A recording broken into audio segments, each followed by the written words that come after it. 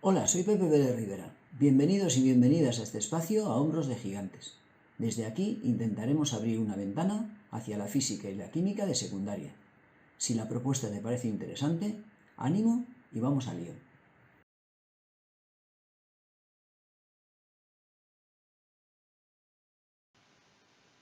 Vamos a estudiar para el curso de primero de bachillerato el tema método científico, magnitudes y unidades, y en particular el apartado correspondiente al tratamiento de datos. Empezaremos analizando la siguiente situación. Supongamos un grupo de alumnos que, como resultado de sus notas de evaluación, que es en cierto modo la medida de la adquisición de las competencias curriculares, consiguen las siguientes notas. Alumno A, primera nota del primer examen, un 1. Segunda nota del segundo examen, un 9. La nota media es un 5. Con respecto a la primera nota se desvió 4 unidades. Con respecto a esa nota media, la segunda nota también se desvió 4 unidades. Es decir, el promedio de la desviación media de sus notas, es la media de esas desviaciones, es decir, 4 unidades. Mediste un valor 5 y la desviación promedio de las medidas efectuadas era de 4 unidades. En el segundo caso, un segundo alumno o alumna obtiene notas 4 y 6. Su nota media también es 5, pero la desviación con respecto a esa nota media del primer examen, de la nota del primer examen, es 1. En el segundo caso también es 1. Observa que calculamos el valor absoluto, nos quedamos con el carácter positivo del resultado numérico. Al calcular la media de esas desviaciones, 1 más 1, 2, partido 2, 1. En el tercer caso, tenemos un alumno cuyo primer examen tiene una nota 5 y el segundo también. Su nota media también es 5. Pero ahora, con respecto a este valor, en el primer examen no se desvió nada, tenía un 5 de nota, y en el segundo también. Con lo cual, su desviación media sería un 0. 0 más 0, partido 2, 0.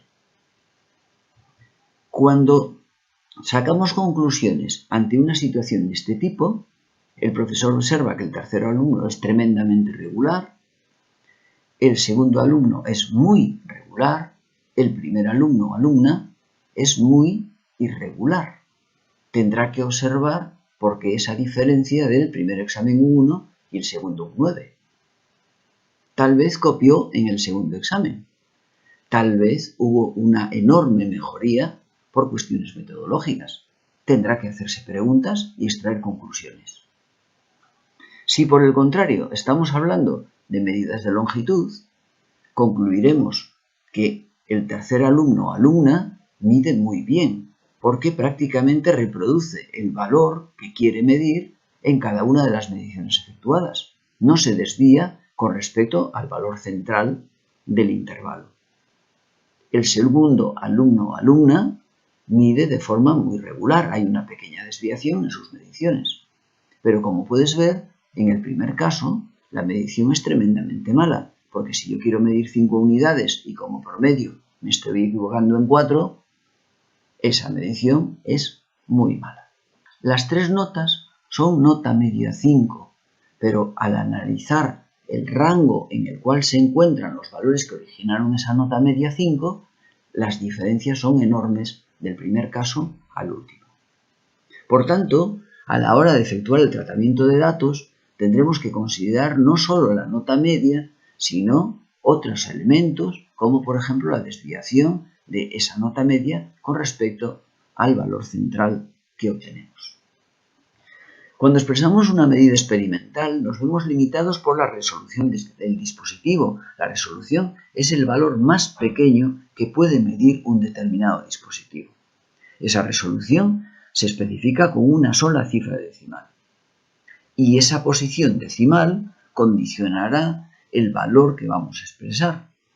Cuando queremos repetir varias veces una misma medición para evitar errores accidentales, obtenemos una serie de valores para expresar el resultado final de nuestra medición. Calcularemos la desviación media y expresaremos el dato experimental como el valor de la media más menos esa desviación media. Pero también podemos hacerlo con la desviación típica. De igual modo, expresaremos el valor de la media más menos la desviación típica. La desviación media es la media de las desviaciones y la desviación típica es una manera diferente de medir las desviaciones que nos puede dar un resultado diferente, pero que en el fondo mide lo mismo. Observa que se trata de la raíz cuadrada de la media de los cuadrados, es decir, calculamos los cuadrados, sumamos y dividimos entre el número total, la media de los cuadrados menos el cuadrado de la media aritmética. Parece un juego de palabras, raíz cuadrada de la media de cuadrados menos el cuadrado de la media. Finalmente, expresaremos la desviación media o la desviación típica con una sola cifra significativa y la media aritmética la expresaremos con el número de cifras que especifique precisamente la limitación que marca la desviación media o la desviación típica. Veremos un ejemplo. Pesamos 5 veces una masa y obtuvimos los valores de la siguiente tabla. Vamos a expresar correctamente el valor de esa masa. Lo vamos a hacer primero con ayuda de la desviación media. Esto lo hacemos calculando la media de las masas, es decir, suma de todas ellas partido el número total, y después calculando la desviación media, que es la media de las desviaciones. Calculamos la suma de las masas, dividimos entre el número total 5, obtenemos el valor, y ahora calculamos la desviación media. Probablemente no nos quepa en una sola línea. No recortaremos la fracción. Lo expresaremos de la siguiente manera. El valor de la primera medición menos el valor de la media que hemos calculado en valor absoluto. A continuación, el valor de la segunda medición, de nuevo menos el valor de la media aritmética, de nuevo tomando valor absoluto. Como observamos que no nos van a caber los 5 términos, ponemos puntos suspensivos, omitimos los términos 3 y 4 y escribimos el quinto, el último, que es el valor correspondiente a la quinta medición, menos el valor de la media aritmética, tomada esa diferencia en valor absoluto y dividido el número total 5. El resultado nos da una desviación media de 1,04 por 10 elevado a menos 4. A continuación, vamos a efectuar los redondeos oportunos con muchísima atención. Expresamos la desviación media en su forma extensa, antes lo habíamos escrito en notación científica, de este modo. Y observamos que cuando nos encontramos los valores 0 en las unidades, décimas, centésimas, milésimas, si estamos calculando la desviación media, estamos buscando la desviación con respecto al valor que damos por bueno, que es la media aritmética. Esto nos indica que nuestros valores tienen en la cifra de las unidades una desviación 0, lo cual quiere decir que estas cifras son correctas. En la décima, en la posición correspondiente a la décima, ocurre lo mismo. Centésima, milésima. En estas posiciones observamos que la desviación es 0, lo cual quiere decir que nuestros valores fueron correctamente medidos y la media aritmética hasta ese punto nos da una cierta fiabilidad. Las cifras decimales son correctas.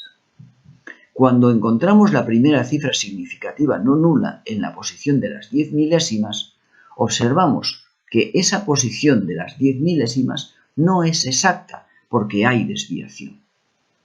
Si esta cifra de las 10 milésimas no es exacta, las que vengan detrás lo serán con mucho menor motivo. Por tanto, en esa cuarta posición decimal redondearemos la desviación media, dado que a partir de ese punto las cifras posteriores no son exactas y no nos interesan.